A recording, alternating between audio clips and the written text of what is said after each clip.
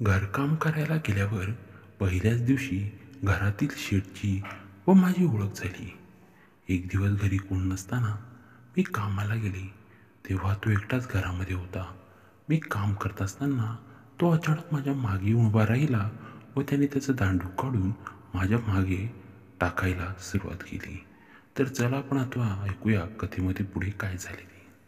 नमस्कार मित्रांनो, माझं नाव करण.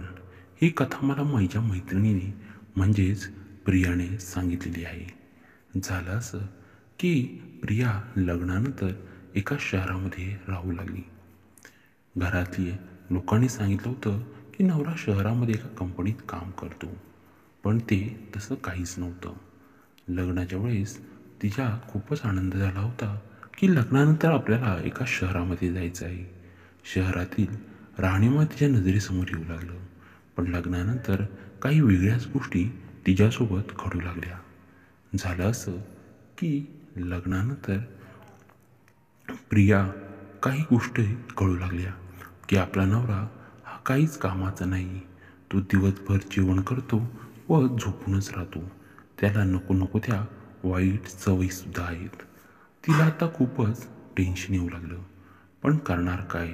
घरातल्यांनी लग्न करून दिले म्हटल्यावर आयुष्य तर त्याच्यासोबत काढावंच लागणार.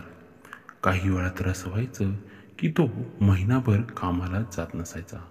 त्यामुळे घर चालवायचं कसं हा प्रश्न प्रियासमोर उभा राहायचा.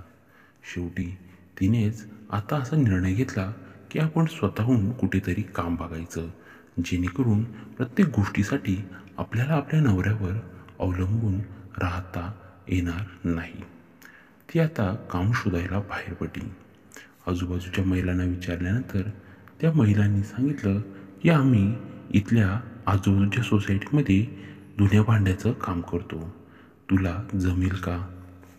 असं काम कधी केलं नसल्यामुळे पण नाईलाजास्तव तिने होकारार्थी मांडू लागली. शेवटी बाजूला राहणाऱ्या मावशींनी तिला एका घरी घेऊन गेल्या. ती महिला होती ती त्या एरियातील नवीन महिलांना सोसायटीमध्ये कामाला लावायची. तिने सर्व विचारपूस केल्यानंतर मला एक पत्ता दिला व सांगितलं, या पत्त्यावर जाऊन विचार की मला कुठे काम मिळेल का. काही ठिकाणी गेल्यानंतर कोणी माझ्याकडे कोण नाही म्हणालं, तर कोणी नवीन आहे म्हणून नाही म्हणालं. शेवटी शेवटच्या घरामध्ये गेल्यावर तिथे कळालं की इथे कामाला एका महिलेची गरज आहे. आतमध्ये गेली तेव्हा एक 40 ते 45 वर्षाचा पुरुष होता.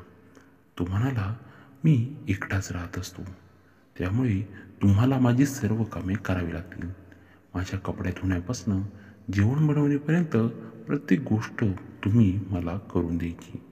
मी होकारार्थी मान ठरवली. त्यांनी सांगितलेला पगारसुद्धा खूपच चांगला असल्यामुळे मला खूप आनंद झाला. आता मी नियमितपणे त्याच्याकडे कामाला जाऊ लागली. आता त्याला माझं कामसुद्धा खूपच आवडलं होतं, कारण माझ्या हाताला भलती चव होती. अतिशय स्वादिष्ट व रुचकर जेवण मी बनवत असायचे. आता मी जणू काही कामवाली नसून त्याच्या घरातला सदस्य झाली होती. एक दिवस सुट्टी असताना त्याच्या गावावरनं नातेवाईक आली. त्यांनासुद्धा माझा स्वभाव व कामाची पद्धत खूपच आवडली. आता हळूहळू मी त्याच्या घरातील सदस्य होऊ लागले होते. एक दिवस त्याने मला विचारलं, प्रिया, घरी कोण कोण असतं? तेव्हा मी त्याला म्हणाले, मी आणि फक्त नवरा. तेव्हा तो म्हणाला, अशी कोणती मजबुरी आहे की त्यामुळे तू हे काम करतेस? तू शिकलेली सुद्धा वाटते व दिसायला सुद्धा सुंदर आहेस. तेव्हा मी म्हणाले, काय करणार शेठ, शेवटी नशीब असतं. ते नशीबच आपल्याला नको त्या गोष्टी करायला भाग पाडत असतं. माझं बोलणं झालं व मी पुन्हा काम करू लागले. तेवढ्यात तो म्हणाला, बघ प्रिया, तुला जर काही गोष्टींची हरकत नसेल तर तू त्याला सोडून इथे माझ्याजवळ राहू शकतेस. मी रागात त्यांच्याकडे बघितलं. काही दिवस मी कामावरच गेले नाही. पुन्हा मी नियमितपणे कामावर जाऊ लागले.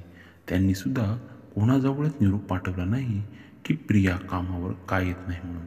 त्यांनासुद्धा कळालं होतं माझ्या कामावर न जाण्याचं कारण. शेवटी मी कामावर आल्यानंतर ते माझ्यासोबत किचनमध्ये आली, म्हणजे स्वयंपाकघरामध्ये. त्यांनी कान पकडून सॉरी म्हटलं. मी तुझ्याशी बोललो ते खूपच वेगळं होतं. असं मी नको बोलायला हवं होतं. मी त्यांना हो व जाऊ द्या असं बोलून मी पुन्हा काम करू लागले. आता ते माझ्याशी बोलताना खूपच नम्रपणे वागायचे. माझ्या मनात विचारायचा की शेठसारखा नवरा किती भाग्यवान असेल ना, त्याला एका महिलेची किती कदर आहे. असं बोलून आता मी हळूहळू त्याच्याकडे आकर्षित जाऊ लागले होते. तो सुद्धा माझ्याकडे आकर्षित जाऊ लागला होता. कधीकधी तो मला पगाराच्या नंतर कपडेसुद्धा घेऊन द्यायचा, तेही खूप छानच.